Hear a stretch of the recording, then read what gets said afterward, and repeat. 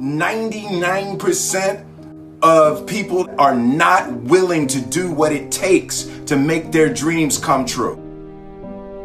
The Marines have a saying, everybody wants to go to heaven, but nobody wants to die. The center of bringing any dream into fruition is self-discipline. You know, something as simple as food and eating. It's not about your body as much as it is about your mind. It's getting command of your mind to be able to choose actions that are in your own best interest. Every day we are choosing shit that's not in our own best interest. So if the world is attacking you and the world wants to fight you and the world's trying to hold you down, so you're gonna kick yourself in the balls? So you're gonna stop yourself from getting what you dream. And I think the word discipline has kind of gotten a bad name. We think about it in terms of punishment. I'm not talking about discipline in that way. I'm talking about discipline in the sense that you forego immediate pleasure for the exchange of long-term self-respect. I believe that self-discipline is the definition of self-love. That when you say that you love yourself, that means that you have behavior towards yourself that is loving. Self-discipline is the center of all material success. You cannot win the war against the world if you can't win the war against your own mind.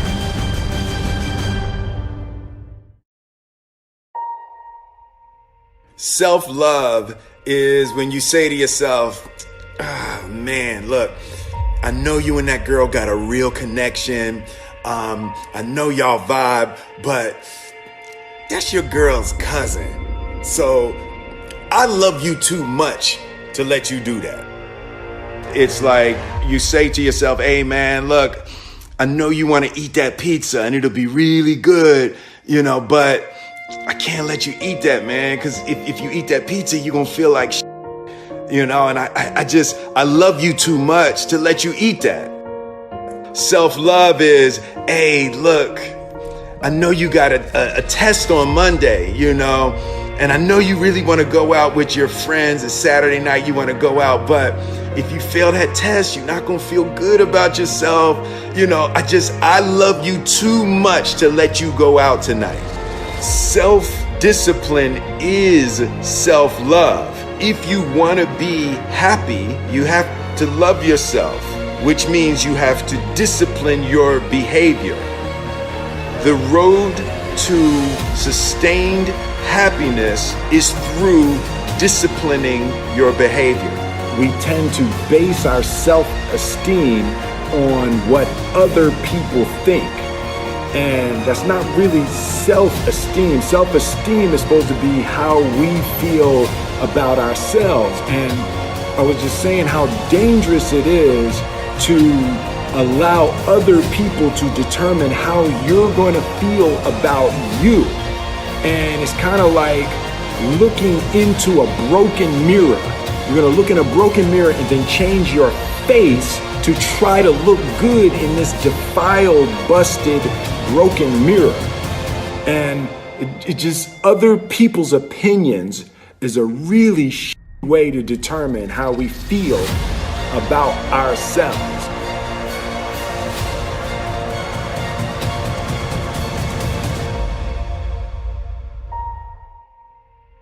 It don't matter whose fault it is that something is broken if it's your responsibility to fix it. For example, it's not somebody's fault if their father was an abusive alcoholic, but it's for damn sure their responsibility to figure out how they're going to deal with those traumas and try to make a life out of it.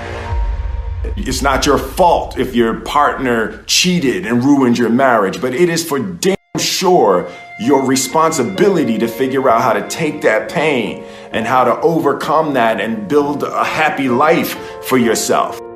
Fault and responsibility do not go together. It sucks, but they don't. When something is somebody's fault, We want them to suffer. We want them punished. We want them to pay.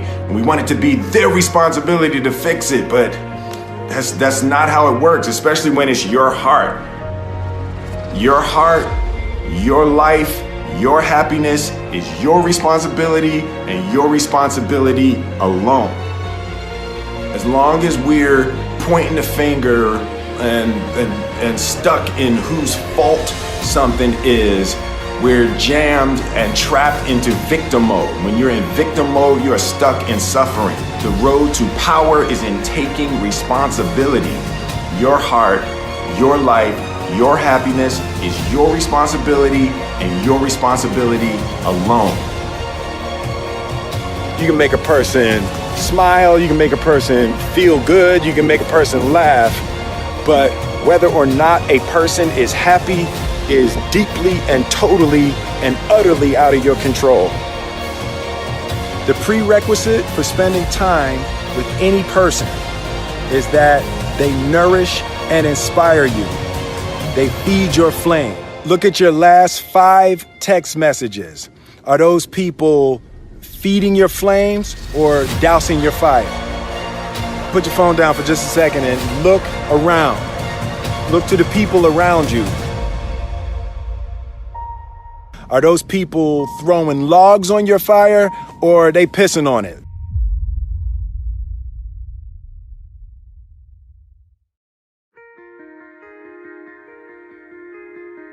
I want my life, I want my work, my family, I want it to mean something. And it's like, if you are not making someone else's life better, then you're wasting your time.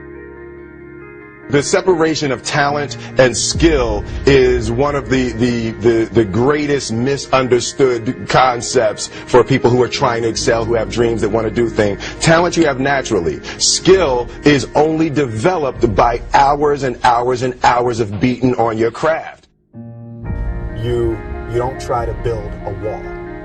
You don't set out to build a wall. You don't say, I'm going to build the biggest, baddest, greatest wall that's ever been built. You don't start there. You say, I'm going to lay this brick as perfectly as a brick can be laid.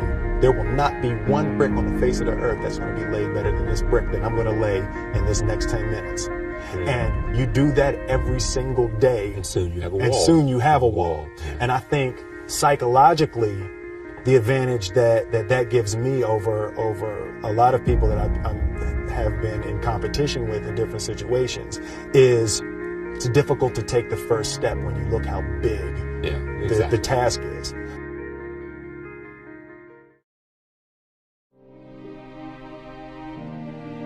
The definition of who I am is very clear to me, and it also redefines who I want to be, in that I know for a fact that I'm stronger than I thought I was.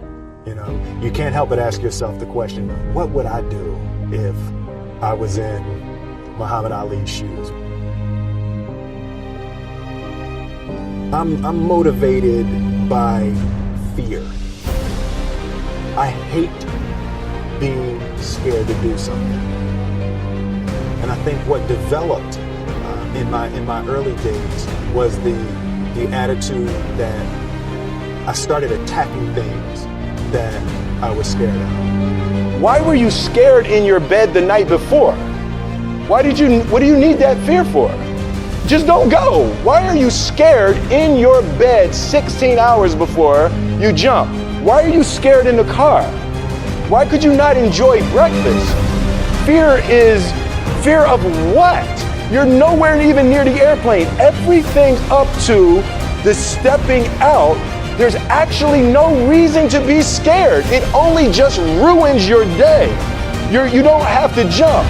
And then in that moment, all of a sudden, where you should be terrified is the most blissful experience of your life. And God placed the best things in life on the other side of terror.